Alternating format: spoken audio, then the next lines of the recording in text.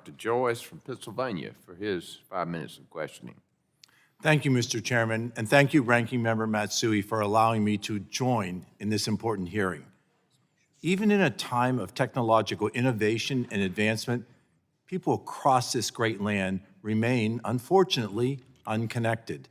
Broadband deployment is hindered by burdensome regulations and processes that leave people without that necessary access. In the district that I represent in Pennsylvania, rural areas lack broadband coverage, and it is critical that we in Congress work to expedite broadband permitting to bridge that digital divide that rural communities face each and every day.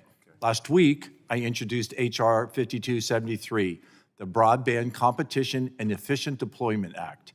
This legislation would remove the requirement to prepare an environmental or historic preservation review in order to add or upgrade wireline facilities. These unnecessary review requirements are just one of the examples of barriers that can delay or even prevent broadband deployment. Mr. Spalter, in your testimony, you referenced several instances of environmental and historical reviews delaying broadband deployment projects, sometimes unfortunately by years. Would you please speak to the impact that removing this requirement would have on the deployment efforts, particularly in rural areas like the one that I serve, which are so underachieving when it comes to connectivity? Thank you, Congressman Joyce, not only for your leadership in this bill, but also for your leaning in with innovation and force on making sure that we can address railroad rights of ways in reasonable, thoughtful ways. Look, we absolutely believe in a couple of principles that are embedded in your bill. One is that we have to be able to have improved processes, including deduplication.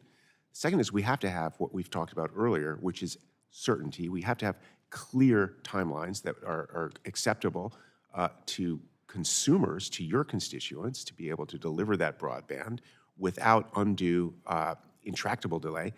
And third, we have to have national baseline standards that when there are rare instances of impasses between state and local authorities and those seeking permits, there can be essentially a last-ditch recourse that we can refer to at a national level. So we appreciate your initiative, and we really do support your work. Thank you very much. You brought up, Mr. Spalter, the barrier that providers face in getting broadband to the other side of railroad tracks due to the long process that delays service to rural and suburban communities. I am the grandson of railroad workers, and in this Congress, I plan to introduce the Broadband and Telecommunications Rail Act, legislation that would streamline the process of broadband infrastructure in an intersection between the public right-of-way and a rail corridor. The rail connected people in generations in the past. Connections need to continue, and we need to be able to work together. Ms. Pies, can you explain the problems that providers face in deploying broadband when the public right-of-way intersects with that of a rail corridor? Is the current notification and application process efficient for broadband providers? The current process is not efficient, for broadband providers to be able to cross railways where the public right-of-way intersects with the railway. The provider should be able to provide notification to the railway and have the authority to be able to access the right-of-way from the local jurisdiction using standard engineering techniques as well as safety standards should be able to cross the railway with that notification process. So connection at another level is what you're telling me. Just as the rail provided the connection from community to community, broadband has those capabilities of doing it today. So what are the challenges because of the fees that the railroads provide that intersect, that stop this connectivity from occurring? The fees are a significant problem, and I appreciate you highlighting that. It's often the case that the railway will notify our broadband providers that a specific fee is due and there's no connection to safety or the actual cost to the railway for that fee.